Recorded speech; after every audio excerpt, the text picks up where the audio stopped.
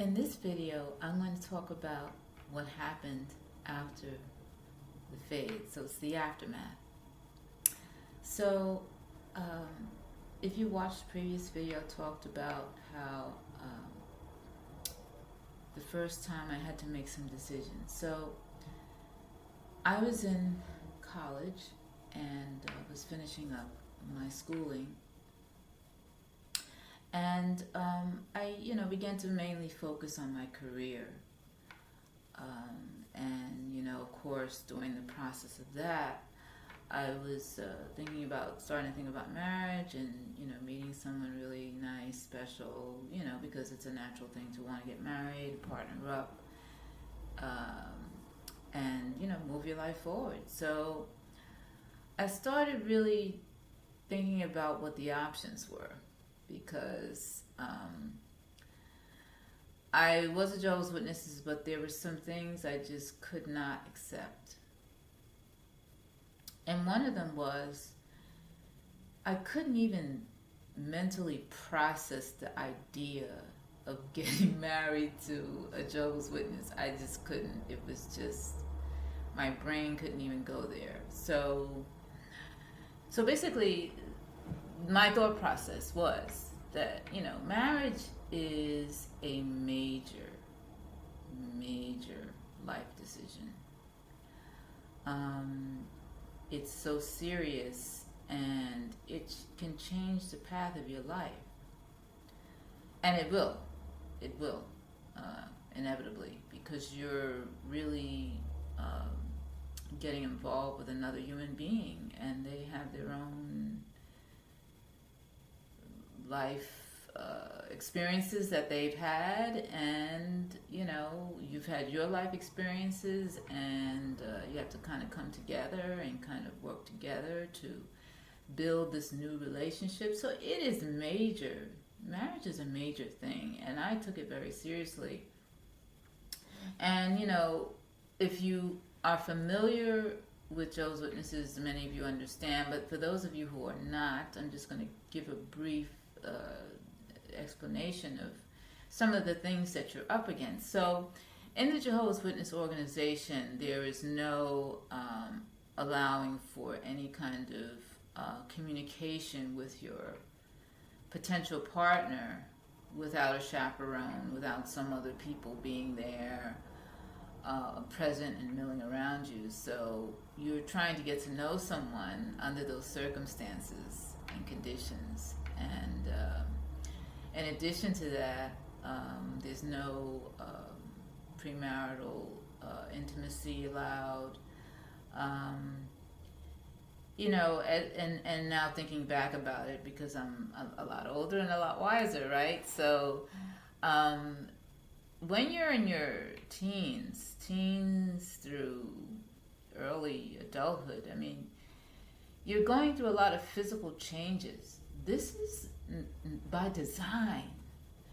And we don't really think about it, but this is the way the universe, God, Jehovah, whatever word you want to use, has designed humans to be. And if you look around, there's roughly 8 billion people on the planet. How did they get here? Yes, that's right. They got here through some type of sexual union. And it doesn't matter what the circumstances were. Some circumstances were pleasant, other circumstances were not.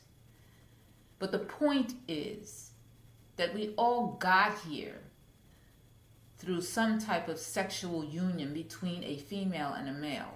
Period. That is just indisputable. Okay? So when you're dealing with someone who's a teenager, late teens or young adult, your body is going through changes and you do desire to be with someone. And if you're considering someone to marry, you need to be compatible in many ways, not just when it comes to conversation. Yes, those things are very important. But in addition, yes, it's good to be sexually compatible as well. Now, that's important because that's part of the relationship as well. Okay, so therefore, here you are dealing with 18 and 20-year-olds getting married really young because they have no other way to work through what their feelings are, and sometimes they're making these life-altering decisions with someone, and it's all based on wanting to have a sexual relationship, which is really not the right approach to marriage, but that's a whole nother discussion.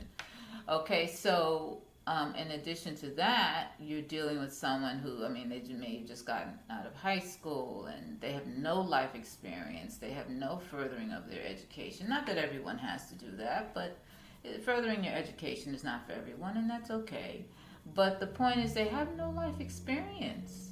What have they done? They've been living with their parents most of the time. Parents, guardians, family, whatever. They haven't been out on their own. And they're just going to hook up with this person who's in their religion. And they're basing it all on these Jehovah's Witnesses qualifications, you know. Selecting, someone based on, do they, quote, love Jehovah, unquote. Really? That's enough? Do they go out in field service? Do they comment? Do they, are they reaching out, at least for the men, they reaching out for higher positions in the congregation? Do they want to be a ministerial servant? And if they are they in good standing? Good standing according to whoever in their local congregation. So all of these things, and then on top of that, if you don't grab someone by the time you're 24, 25, then your selection, especially for women, is going to be extremely limited. Oh, yeah. So, so when you consider those things, it's an extreme amount of pressure. That is so much pressure. Oh, my goodness. How are you supposed to find someone? And then when you do, if they don't feel that they're in a certain level or position, then, or they're not, quote, in good standing, end quote, I mean, really, it's just like, how are you supposed to meet that extremely high level of acceptance? I mean, it's preposterous. It really is. So that's what people are up against when they get to be a certain age, and it's just like, you better grab someone quick. That was the mentality of a lot of young people in my age group at that time, but I was focused on my career. I was focused on getting my education, because that's really the foundation of how I was able to really establish a decent life for myself before I was ready to actually get married, so that I can hook up with someone who was in the same position, And so that's the approach I took, and I really took that approach because of my mother. And shout out to her. She's no longer here, but I appreciate her diligence, despite her being connected to the religion. She's still, based on her background, and you can look at my first video, which talks about her background, so that you understand. It's based on that background that led her to really pursue education, and I'm glad that she did, because it carried over to me and my sibling, and we was able to build a life for ourselves, not based on Watchtower standards. I mean, those ideas were just preposterous, as I said before. So anyway, I thank her for really pushing that, because it has really helped my life in many ways. Not just financially, helping me be a well-rounded individual. So So anyway, so that those thoughts about marriage, going back to marriage, that is what really was going through my mind. And I said, I'm going to marry someone, and he's not going to be one of Jehovah's Witnesses. So there you go. So anyway, it was, well after I got married that I had was exposed to the fact that there were a lot of websites out there, and I had mentioned in a previous video that a family member had told me about some of the websites, and so that's how I started learning about these doctrines being false. So this was kind of like the second part of my really, really waking up.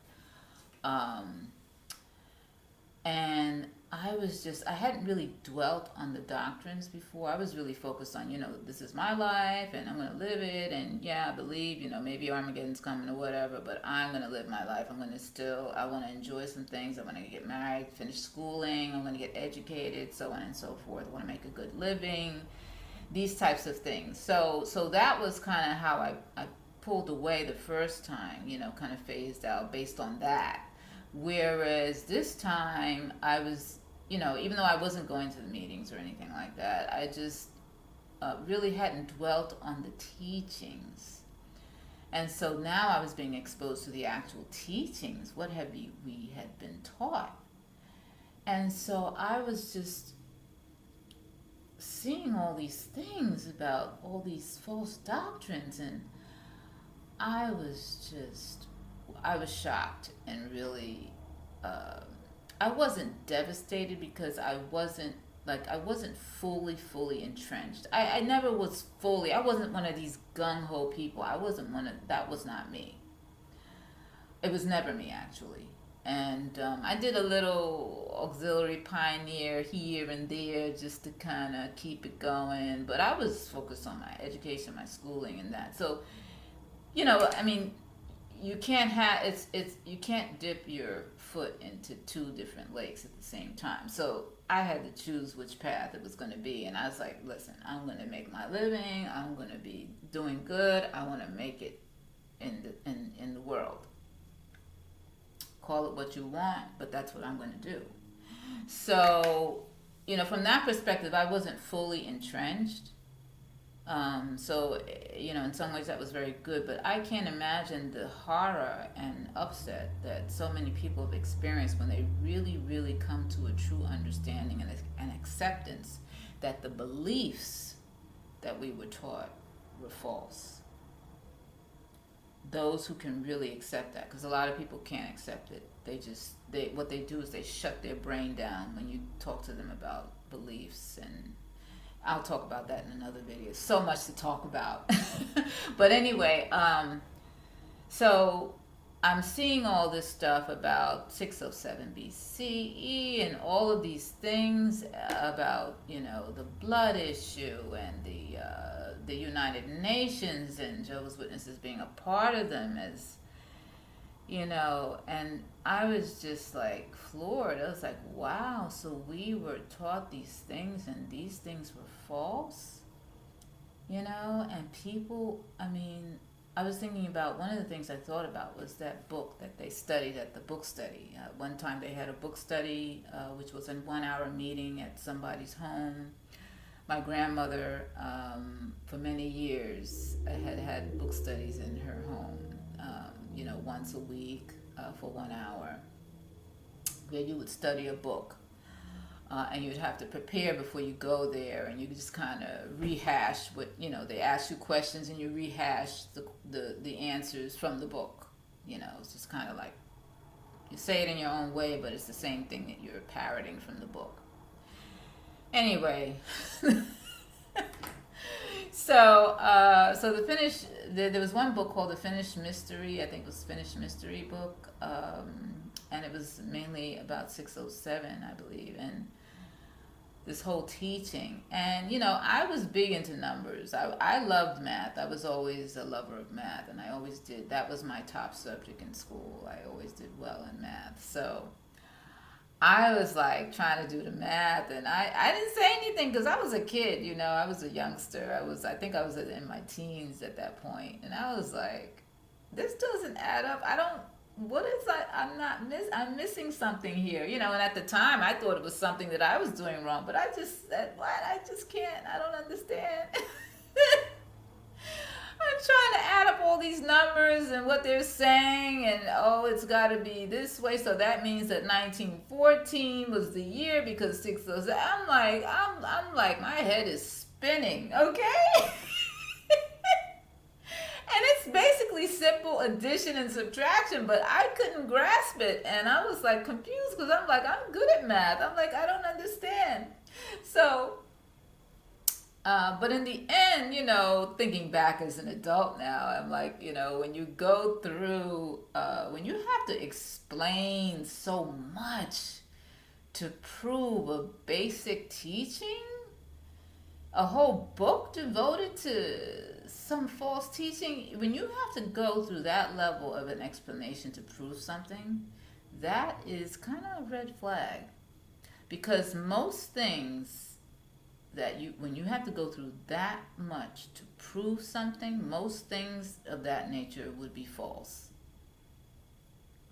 You know, when you have to go through such a big production to prove something, most of the times that means it's false. It really does. So, but I'm just giving you an example of how, you know, that's another example of a false teaching that was promoted. And so, and of course, I think by now they've done away with those books. You know, they want to erase the evidence, you know, and they'll use excuses like, oh, well, that's, you know, we have new light and all of this expression, whatever. It's just language. So anyway, you know, the other thing I thought about often is how many people, you know, it's just the thought that just the blood issue alone, how many people died unnecessarily, essentially for nothing, really, some false belief. And I will never forget this story. It was so sad. There was a teenager who was pregnant in a congregation, not the one I was in, but in another congregation. And I was, at the time, I think I was probably like a late teens, early 20s, whatever, young adult. And this pregnant teen was disfellowshipped because her father was an elder, and, you know, they were supposed to be examples in their congregation, whatever. So she was disfellowshipped. So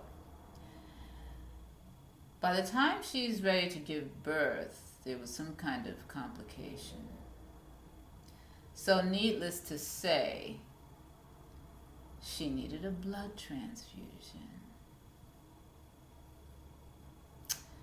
And she was disfellowshipped for, you know, committing fornication. Young people, you know, she was a youngster herself, you know. But she wanted to hold true to the teachings. So she refused the blood transfusion. And she died. So yeah, so she died. And I think about that story. It just gets me right here. It's just such a tragedy. Loss of life unnecessarily. I don't recall if the baby survived. Maybe by the time, I don't know.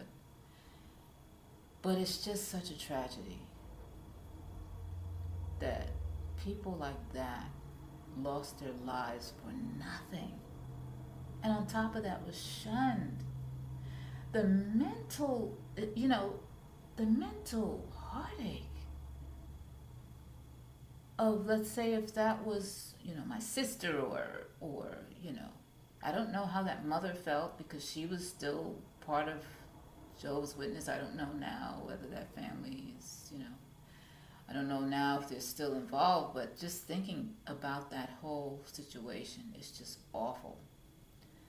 So, so things like that cross my mind, you know, about how many people have sacrificed their lives for these falsehoods. It's very sad. But that is the power of allowing yourself to be manipulated by these, high control groups.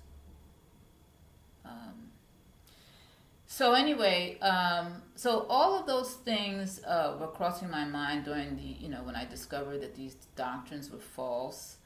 But I pressed on. I did grieve for a period of about 3 days. And because I had spent a lot of my years in religion, of course, growing up, which I had no choice, but, as an adult even. So even though I wasn't, like I said, I wasn't fully entrenched, but I still spent time, going out in field service and all of these things, going to these meetings and just wasting time with that. But as I left the second time, I was already out, but I really disconnected from the teachings, doctrines, the whole thing, and especially after the child abuse scandals. So I don't even think about Jehovah's Witnesses anymore. But I did take, so then I decided to, I was working, I was making good money and such, and was being able to live my life. And so I started going through a transformation, because I went through, my marriage, the end of my marriage, that was a real tragic ending. And I'll go into that in another video, because it's a long story, and I have to get into that, and that's going to take some time. So I will post something soon about that. But anyway, there was a tragic ending to that, and then that's when my transformation started taking place. I started taking classes, got certifications in different areas of, well, not too many different areas. I wanted to do coaching. I wanted to do life coaching. I wanted to help people, because I had learned so much from going through these experiences. Despite the negative things that I experienced with that, with the marriage and so on, I learned so much. Whew, a lot. It's such an irony, isn't it? Because it's like you think those things are so horrible, and they were not pleasant. They were not pleasant. But the truth is, I learned so much. And what I learned is benefiting me now.